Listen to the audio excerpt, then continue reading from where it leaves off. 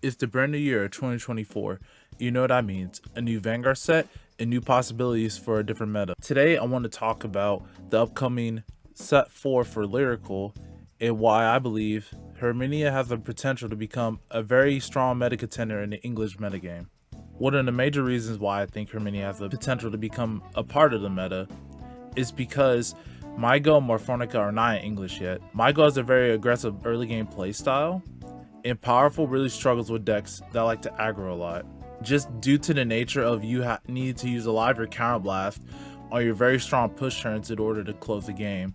If the deck is pushed to high damage very early, you won't get the opportunity to use that counterblast on your first grade 3 turn, depending on which main grade 3 boss you're running. Because Mygo is a very strong contender in the Japanese meta, even when the stride decks Shiranui and Luard are available. Without it being in English, Herminia has a lot easier time to deal with these type of decks, since there aren't really a lot of decks in the meta that are that aggressive that early. Herminia has a particularly strong early game, as there are many cards that could get a lot of power for just being in the condition of powerful, or able to call other cards from other zones than your hand. Being able to save these many cards in your hand thanks to the ride line of you never having to discard a card to ride and calling cards other than from your hand.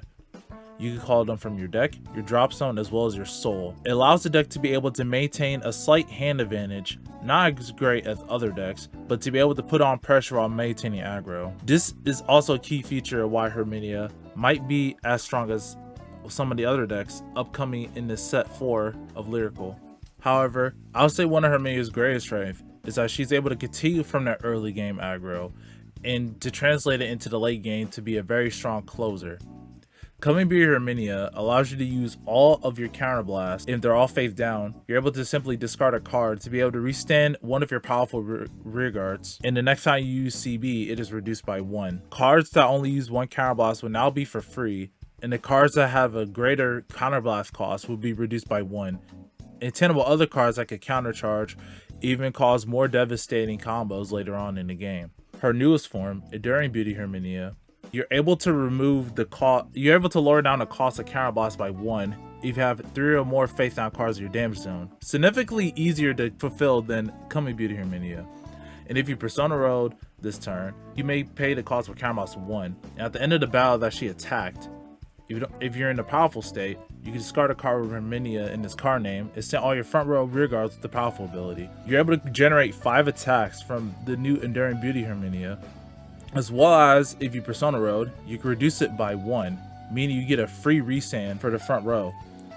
As well as other cards that cost 1 counterblast in the future or later on. The fact that all of the ride line can facilitate into an aggro playstyle, and you maintaining that advantage throughout the entire game, is what makes Herminia a very potent deck.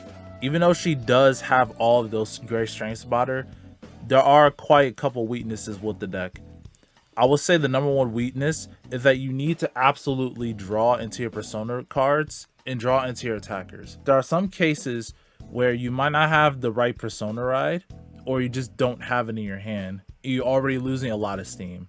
A lot of decks have a lot of searchers to be able to search your persona rides or search your copies of the persona ride very easily. However, Herminia only has 1 card that does that. That's only from set 4. With that in mind, that makes Clauslaughter one of the most important cards in the deck in order to search your persona ride to fulfill your late game condition of resending your front row. There are other cards and attackers in the deck that can hit very high numbers. However, another weakness that Herminia has is the lack of drawing. Your only form of maintaining advantage is if you aggro out your opponent or make the waste cards in their hand that they don't really want to use.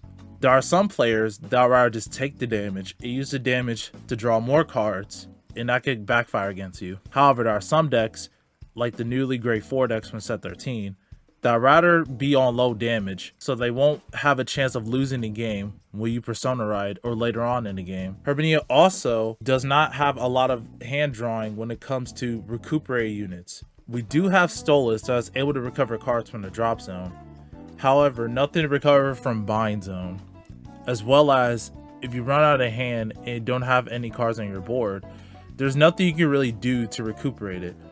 So you have to play your units particularly carefully, knowing that they will target your rear guards, even with those weaknesses.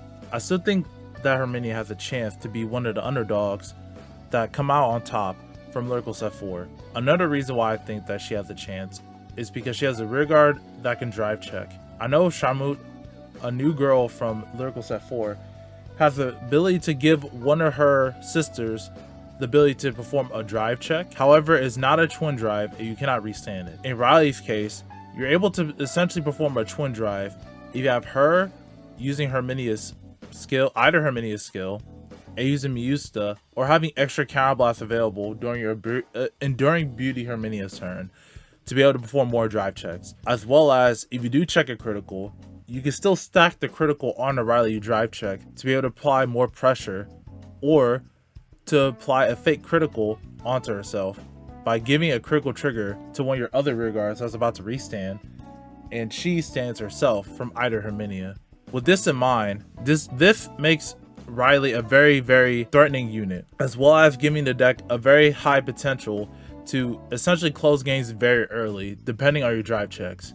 As for the upcoming future Stride deck sets, Luar Shiranui, I'm not sure how well the deck will fare against them. Shiranui will be probably very difficult, thanks to Grade 2 Soldier Doji being able to provide such a massive amount of advantage early game, even late game, and the deck being able to easily get multiple attacks just from dominating rear guards and calling them from drop zone. Luckily, Shiranui can't use the abilities of them. Either way, it still will be a very difficult matchup since Herminia leaves her rear guards up, and there's none of them that clear themselves from the board. In the case of Luar might not have that strong for early game, but in the late game can be very dangerous, and as well as if Luar gets enough cards for the Ritual condition, able to attack with a very strong vanguard that Herminia does not have the hand to survive. However, I do think that with the 50 card deck rule that's just been updated and the energy mechanic, this will allow Herminia to have a lot more flexibility in her card slots. Another issue that I had with the deck before, well, only 46 cards in the deck, if you put the better cards in your deck, your front row is not that powerful. Funny to the name. Most of your rear guards do not hit over 15k. Only Riley is able to do so. And if you do play other cards that don't facilitate to have a very strong front row attack, or being able to consistently get to powerful and maintaining advantage, you won't be able to keep up with your opponent just due to you not having the advantage in the first place. By adding this in energy, Herminia now has a side deck or a side option to draw cards.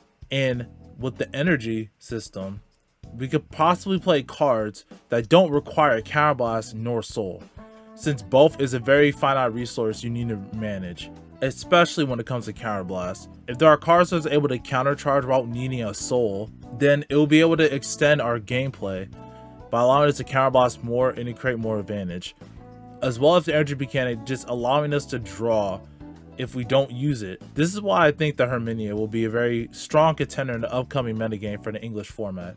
Due to all these combinations of cards, and eventually whenever we get the energy system, it might not be the strongest out the gate, but eventually I feel with the energy mechanic and other cards that Divine Z will introduce in now that Lyrical's in main sets, and also powerful generics in the future, we might have the possibility, just maybe, that Herminia can truly be the enduring beauty of the night.